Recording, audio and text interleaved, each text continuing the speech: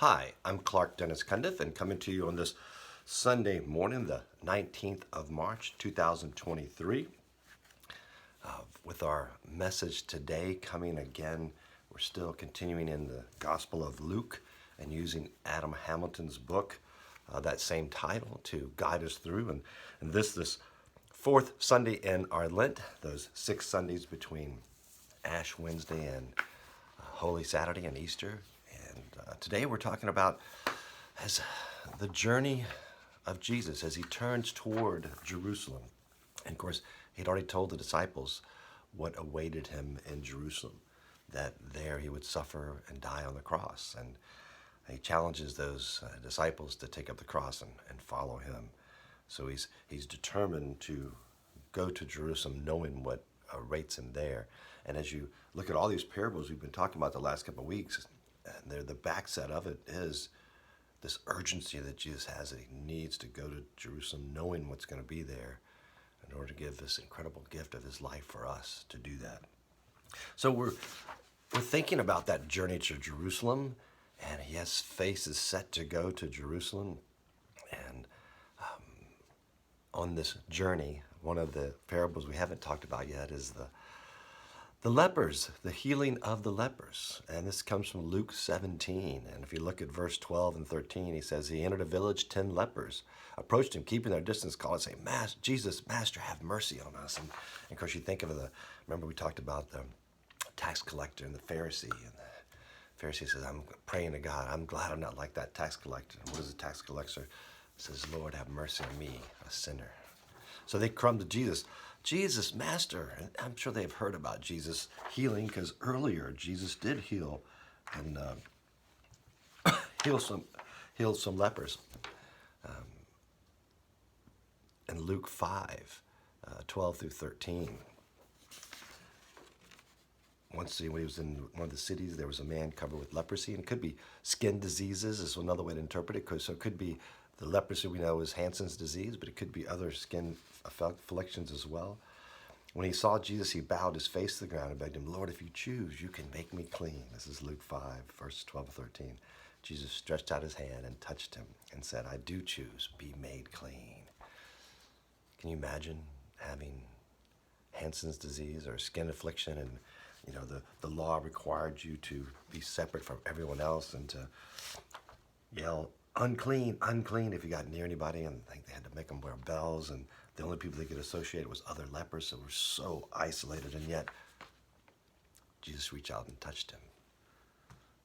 Jesus saw him for a beloved child of God and reached out and touched him. And Adam Hamilton, his book, talks about when he was a young associate pastor at the time of AIDS had just come to the forefront, and the scariness of not knowing. And he went to visit someone who was dying of AIDS in hospital, and even though he had his gloves and gowns on, he asked if he could take his glove off and hold the person's hands.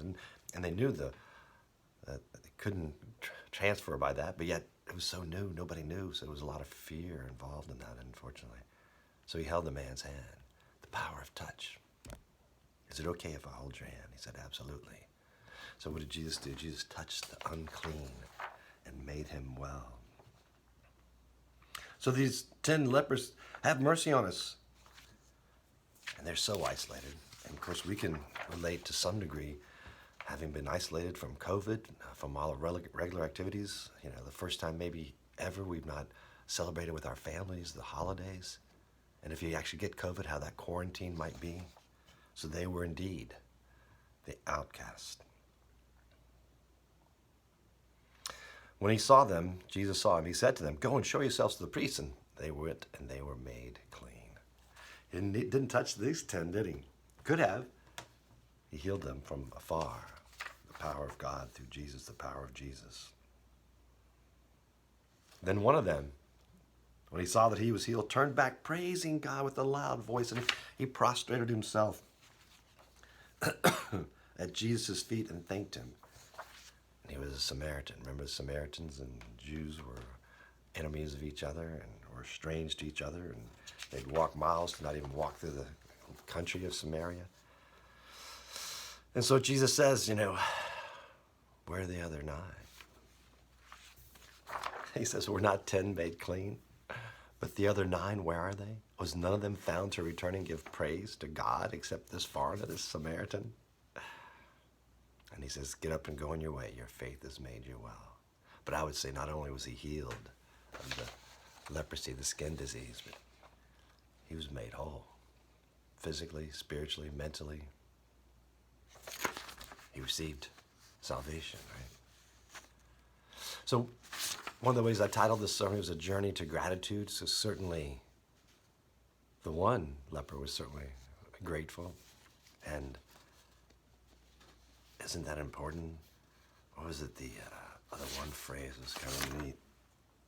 It says, praise almost seems to be an inner health made audible. He knew he'd been healed. And so he was just bubbling with thankfulness and praise. And it calls into, all these have called us into, how do we see? Remember the rich man and Lazarus? The rich man never saw Lazarus at his gate. Remember in the parable of the woman putting the ointment on Jesus? Simon, do you see this woman? Do you see me? He didn't see her as a beloved child. God saw her as a sinner, as someone who's less. It's calling into our looking inward.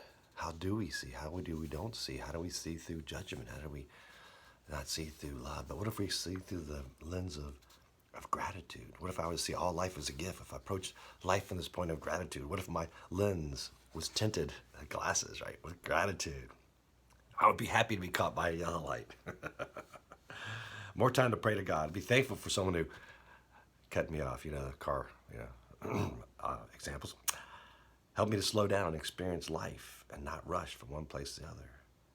I would be happy. I still had a job even when I was passed over for promotion. Through my lens of gratitude, all the bad in the world, I acknowledge all the bad, but rejoice in all the good. Did the leper see in a different viewpoint when he was healed? I would think so, right? How did he look at the world? I'm sure he was a lot more grateful, right? He'd been healed of this onerous disease that required him to isolate from everybody, except for other lepers. Jesus came to reach the outsiders, the outcasts, those who were just as capable as anybody else of being the hero, the exemplar, the one to emulate. Luke is all about lifting up the lowly, because remember in the Good Samaritan, who was the hero? The Samaritan. Who was the one that turned back and thanked God? Thank Jesus, the Samaritan. Remember the glass that is half full? Is it half full or half empty? Technically, both are true. But the way you look at it makes all the difference in the world. If you focus on the half emptiness, you will feel discouraged and negative, because you'll always wish that there were more. But on the other hand, if you focus on the half fullness, it will give you a sense of delight and gladness and gratefulness. We can groan over what we don't have, or we can give thanks for what we do have. My glass is not half full or half empty. It's full and overflowing. So Lord, may we journey to gratitude. Be thankful. Receive God's unconditional love. We're all beloved children of God of immense worth and value. And love God, love each other, love ourselves. Share that love in the world. Hope you'll join us this morning at 9 for our modern service in person or on Facebook Live and YouTube, and 11 for our more traditional service as well. Take care. God bless.